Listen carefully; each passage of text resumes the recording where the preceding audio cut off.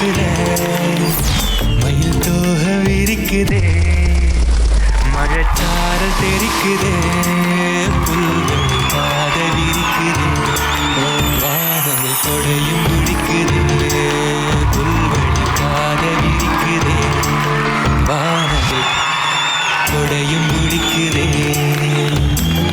மணியின் ஓசை கேட்டு மனக்கதவு திறக்குதே, புதிய தாளம் போட்டு உடல் காத்தில் மிதக்குதே.